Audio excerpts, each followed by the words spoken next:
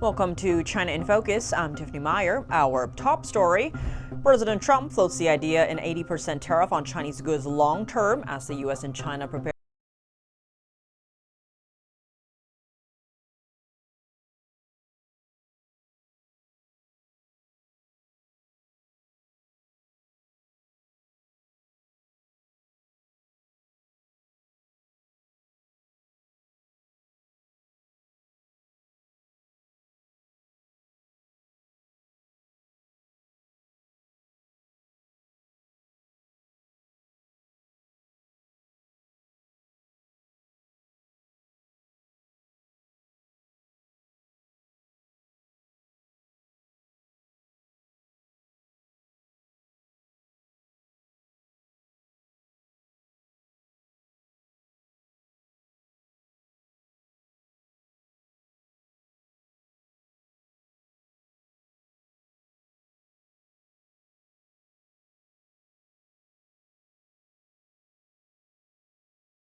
Else.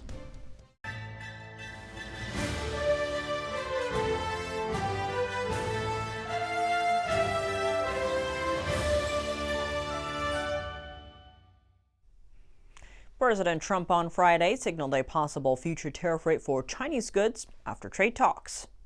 In a post on Truth Social, Trump wrote 80% tariffs on China seems right. He added that the final number is up to U.S. Treasury Secretary Scott Bessent, who's set to speak to China's vice premier this Saturday. All eyes are on that conversation. Right now, specific Chinese imports to the U.S. face a tariff rate up to 245%, while the majority of goods face up to 145%. Likewise, U.S. exports to China face 125% tariffs. Just one day ago, Beijing went back to playing hardball and said the U.S. should cancel tariffs on China before the talks. On the other hand, Trump wrote that China should open up its market to the U.S. He pointed out that it would benefit Beijing and that closed markets don't work anywhere. How are these trade talks different from those during Trump's first term? An economist gives his take. In 2018, Trump still thought about forcing Beijing to open up its market. He still had the wish to stop the CCP from eroding the global economy through negotiations. This time, however, Trump and the China hawks and the GOP see the Chinese regime as a competitor that they can't coexist with. So the purpose of this trade talk isn't just to level the playing field. Trump also wants to remove China's influence in supply chains and bring back U.S. manufacturing.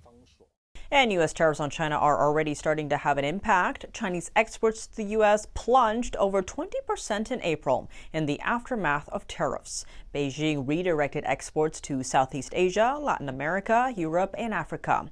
Here are the numbers. Chinese exports to a group of Asian nations went up 21% in April compared to a year earlier. The group is the Association of Southeast Asian Nations, a bloc of countries including Cambodia, Vietnam, Malaysia, and the Philippines. Chinese exports to Latin America also surged 17% and more than 8% to the European Union. Wu Qialong is a Taiwanese economist. He said Trump hiked tariffs on China without talking to Beijing because Chinese leader Xi Jinping is no longer reliable in Trump's view. That's because Xi failed to fulfill China's obligations under the U.S.-China trade deal signed during Trump's first term. Wu noted the Trump administration has identified a more serious issue. It's not just a problem with Xi Jinping, but with the Chinese Communist Party's political system itself. This system uses political power to divide and redistribute economic interests in ways that serve the CCP's agenda. As a result, integrating China into globalization has only strengthened the CCP's one-party authoritarian regime and enabled more comprehensive surveillance of its people. He noted this runs completely contrary to Washington's original intention, and therefore the U.S. now believes it must confront the CCP system. Treasury Secretary Scott Bessent and Chief Trade Negotiator Jamieson Greer will meet their Chinese counterparts in Switzerland this weekend to discuss the upcoming trade negotiations between the U.S. and China. NTD's Stephanie Cox was joined by Spencer Morrison, the author of Reshore: How Tariffs Will Bring Our Jobs Home and Revive the American Dream. Trump says he's open to reducing tariffs on China to 80%. After weeks of high trade tensions with China and with the US-UK deal now in the bag, how do you expect these talks and this deal to go?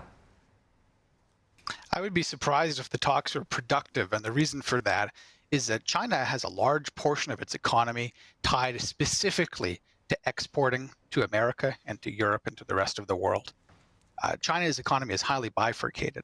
Many of their industrial sectors service their domestic market, but they have a large portion that only does exports. So any amount of tariffs or trade barriers hurts China disproportionately than it would just about any other country on earth. So I think China is going to have a firm stance on this.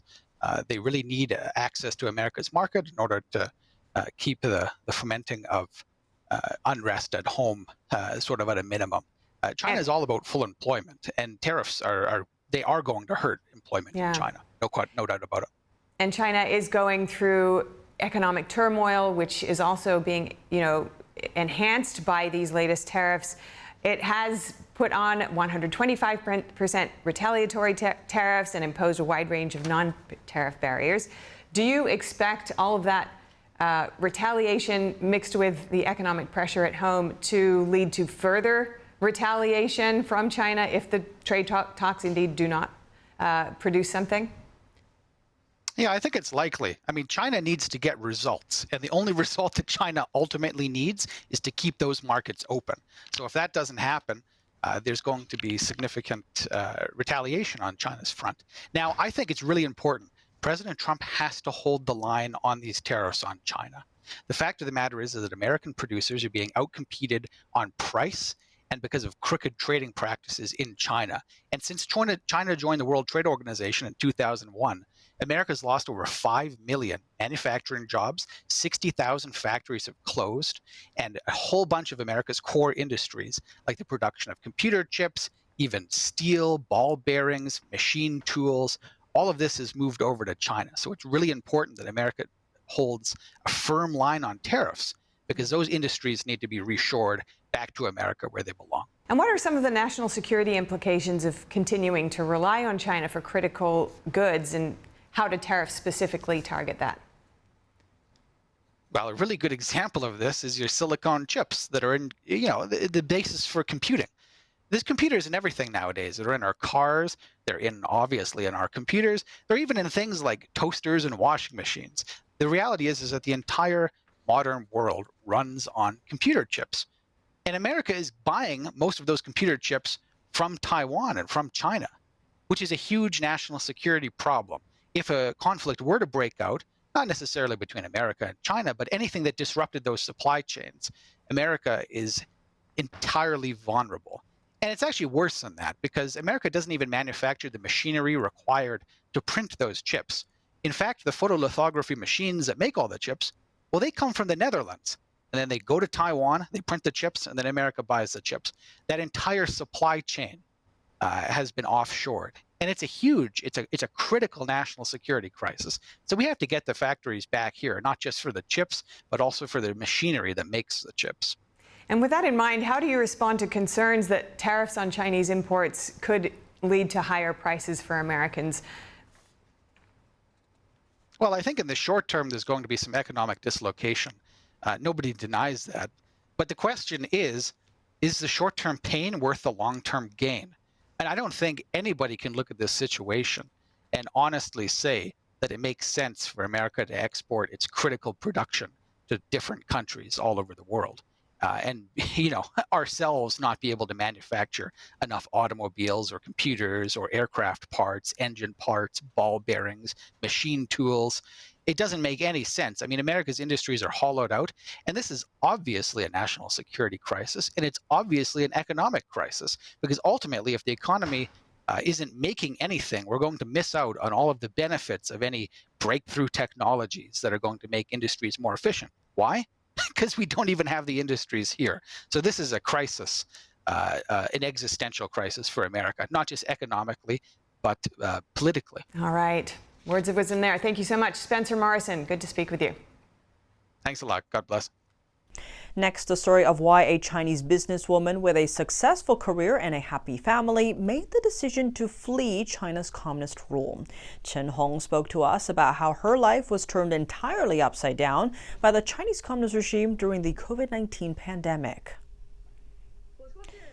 Chen Hong is from a metropolitan city in central China, Xi'an. Pre-pandemic, Chen was operating 7 different stores, including 3 pharmacies, a restaurant, and 3 internet cafes.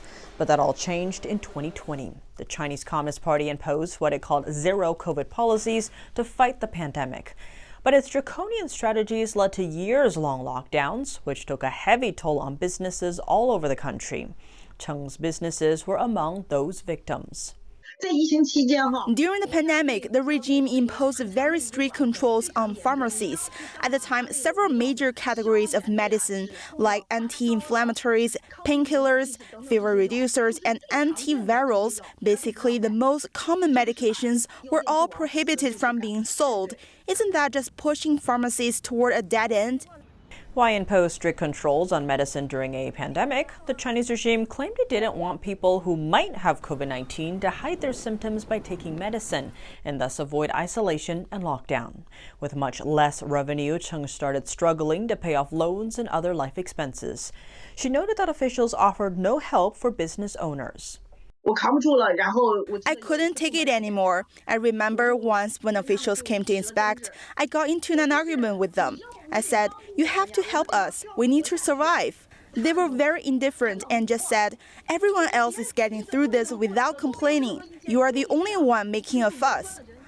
As more people gathered around Chen and the officials, she called on bystanders to join her in demanding help from authorities. But local authorities arrested Chen instead, accusing her of a charge called provoking troubles.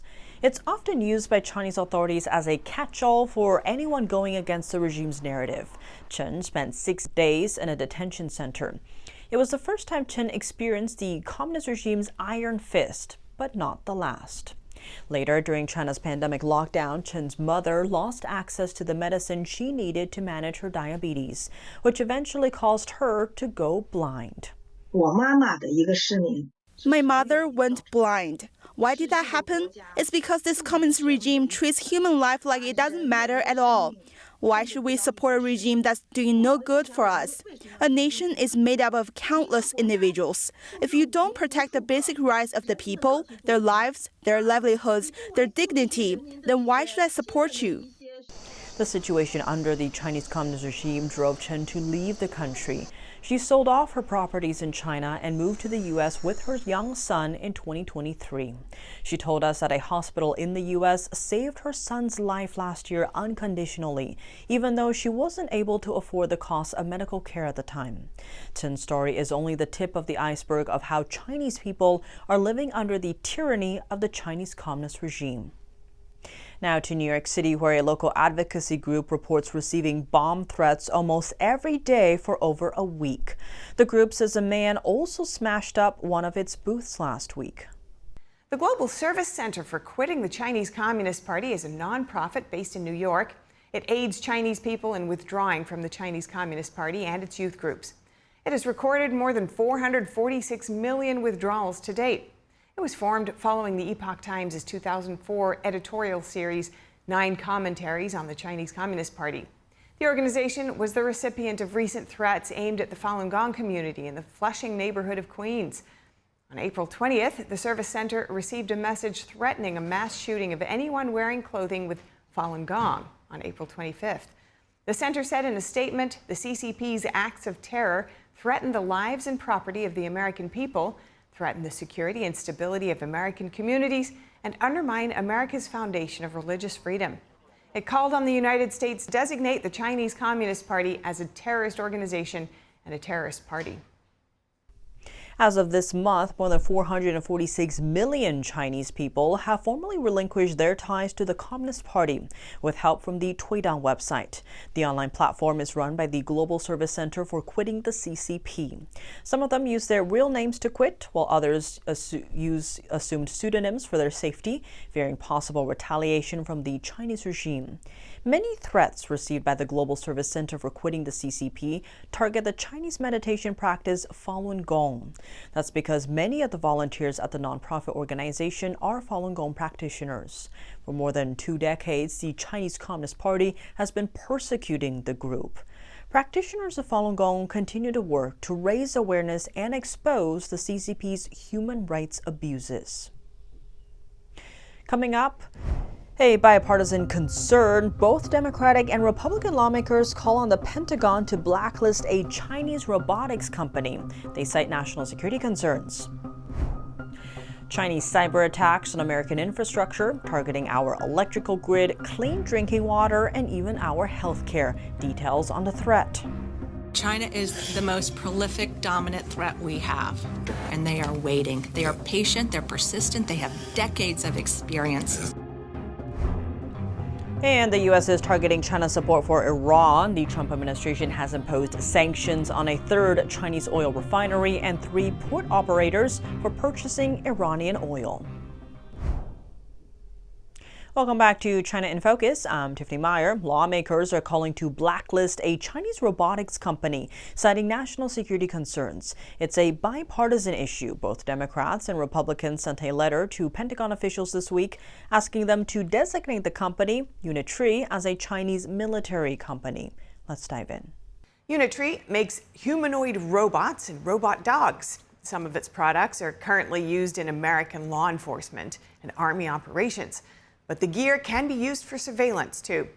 The most concerning, lawmakers say, is its remote digital access. Each robot is connected through the cloud with data going back to the Chinese regime.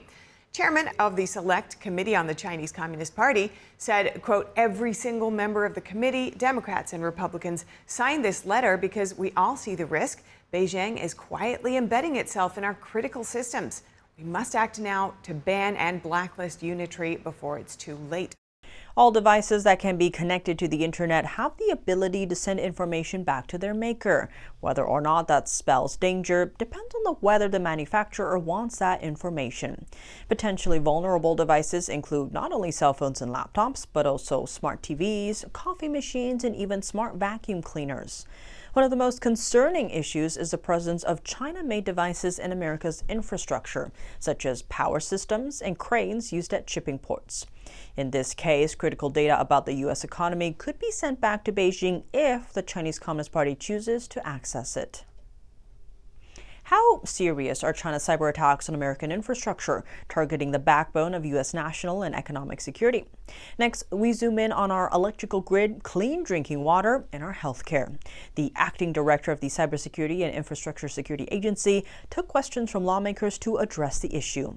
NTD correspondent Jason Blair reports. China is the most prolific, dominant threat we have. And they are doing it for 3 reasons. The acting administrator for the Cyber and Infrastructure Security Agency, or CISA, says the primary reasons for the Chinese Communist Party's cyber attacks are for espionage, stealing intellectual property, and to get into critical U.S. infrastructure. And they are waiting. They are patient, they're persistent, they have decades of experience. The CCP is actively exploiting gaps in infrastructure to sow that chaos and instability, embedding within our critical systems and positioning to strike when it suits them, as we know. Bridget Bean says critical infrastructure is the backbone of U.S. national and economic security. We need to make it harder for them. We need to make sure that we are leveraging every partnership we have, that we're making sure that people understand the threat, that everybody is doing what they need to do. Salt Typhoon and Volt Typhoon are 2 recent large-scale cyber attacks taken against critical American infrastructure by CCP state-sponsored actors. How to respond to these attacks has been the subject of many recent hearings on Capitol Hill. Federal legislation like the Strengthening Cyber Resilience Against State-Sponsored Threats Act has been making its way through Congress. So we want to make sure at CISA that we are working with the critical infrastructure in our country, whether it's the electrical grid, whether it's clean drinking water, whether it's our healthcare, right? So it's our communications. States have also taken steps to protect themselves against cyber attacks. Texas Governor Greg Abbott issued an executive order last fall to combat these cyber attacks from the CCP, especially in regards to the state's electrical grid. Reporting in Washington, D.C., Jason Blair, NTD News. Now we turn to Iran. The Trump administration has imposed sanctions on a third Chinese oil refinery and 3 port operators for purchasing Iranian oil. Here are the details. The move was part of the maximum pressure strategy by the Trump administration to cut off Iran's oil income. It aims to push Tehran into limiting its nuclear program and to end its support for terrorist groups in the Middle East. The Treasury Department said the sanctioned Chinese companies had purchased or facilitated the delivery of hundreds of millions of dollars worth of Iranian oil. This as the U.S. and Iran are expected to head into a 4th round of nuclear talks. The Trump administration is moving to dismantle a Biden-era policy on artificial intelligence chips. The goal of the shift, to block China's access to cutting-edge technology without stifling American innovation. The Biden-era rule is known as the Framework for Artificial Intelligence Diffusion. Under it, foreign countries were divided into 3 tiers. 17 countries, along with Taiwan, were in Tier 1, meaning they were granted unrestricted access to American-made AI chips. On the other end, Tier 3 nations, including China, Russia, Iran, and North Korea, were cut off from accessing American chips. That was in an effort to prevent military advancement. Over 120 other countries were placed in Tier 2, meaning the number of chips they could import were capped. The Commerce Department spokeswoman under Trump described the 3-tier rule as, quote, overly complex, overly bureaucratic. Officials say they plan to replace the rule with direct country-to-country agreements. That's to simplify export controls while still keeping American AI dominance. That's all for today's China in Focus. I'm Tiffany Meyer. If you have any feedback on the show or have something you'd like to see us cover, send us an email at chinainfocus@ntd.com. We'd love to hear from you. For round-the-clock original news coverage, visit us at ntd.com or download our NTD app. Thanks for watching. See you soon.